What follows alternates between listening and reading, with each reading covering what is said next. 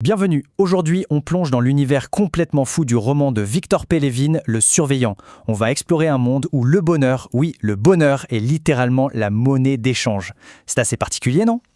Alors, voilà, le roman nous cueille dès le début avec cette phrase, c'est assez philosophique. En gros, ça nous met tout de suite dans le bain. Est-ce qu'on peut vraiment faire confiance à nos souvenirs et est-ce que notre je d'hier est le même qu'aujourd'hui ? C'est le genre de question qui pose les bases de toute l'histoire. Bon, pour vraiment saisir cette idée d'identité qui vacille, il faut d'abord qu'on regarde où ça se passe. Explorons ensemble le monde du héros. Un lieu qui porte le nom d'Idyllium. Idyllium, ce n'est pas juste une ville, c'est bien plus que ça. C'est une sorte de hub central pour d'innombrables réalités privées et personnelles. Et tout ça, ça fonctionne grâce à une substance un peu mystérieuse, qu'ils appellent le fluide. Mais là où ça devient vraiment étrange, c'est leur économie. Oubliez l'or, les euros, les dollars. Là-bas, la monnaie, c'est le bonheur. Du vrai bonheur, pur, distillé, qu'on peut mesurer, qu'on peut quantifier. Et alors, comment ça marche concrètement ? Eh bien, c'est simple et en même temps assez flippant.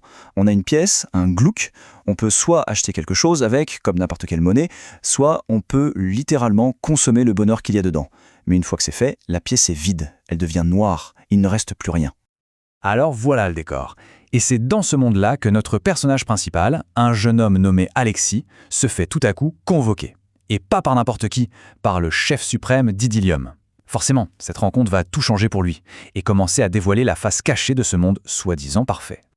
Parce que, attention, rencontrer le surveillant, ce n'est pas une simple formalité, non, c'est un vrai parcours, presque un pèlerinage.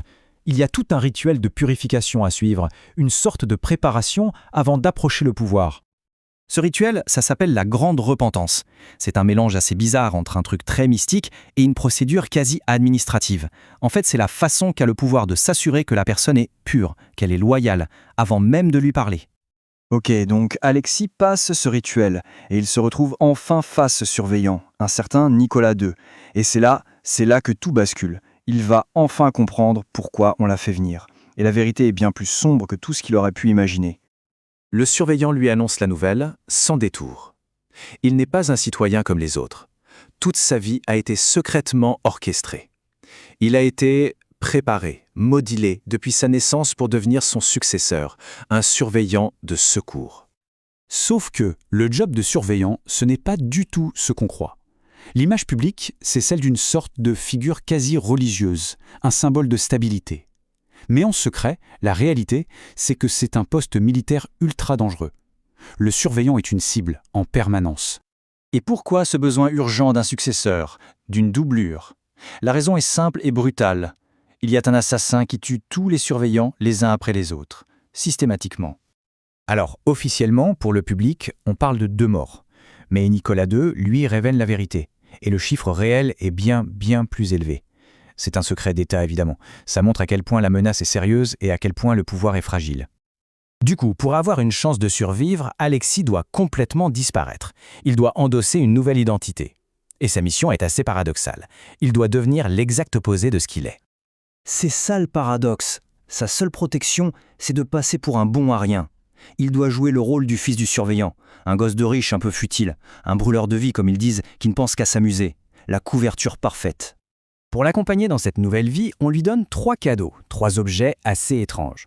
Et en fait, chaque objet est une sorte de clé, un outil pour l'aider à maîtriser les différents aspects de son futur rôle, la technologie, la philosophie et même la spiritualité. Bon, sa couverture de fils d'eux est presque prête. Mais que serait un playboy sans une compagne à son bras ? Le problème, c'est qu'à Idyllium, même l'amour, c'est quelque chose qui se fabrique. C'est là qu'il rencontre Yuka.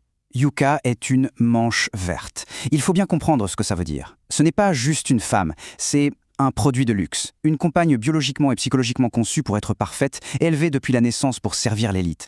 Et quand on regarde la liste de ses caractéristiques, ça fait froid dans le dos.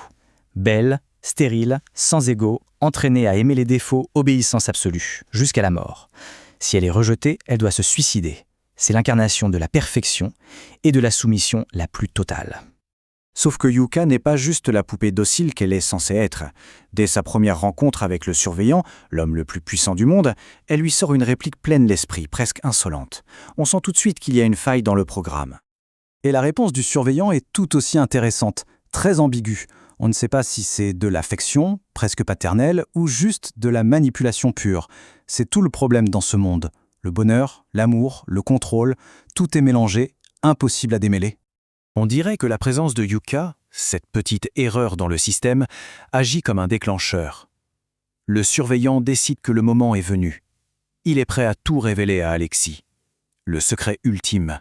Le secret qui est au cœur même d'Idyllium et qui explique pourquoi on veut tuer tous les surveillants. Et c'est sur cette question qu'on va s'arrêter. Quel peut bien être ce secret? Un secret si important, si dangereux, que des gens sont prêts à tuer, encore et encore, pour le protéger ou pour s'en emparer. C'est vraiment le cœur de l'énigme que le roman nous propose de déchiffrer.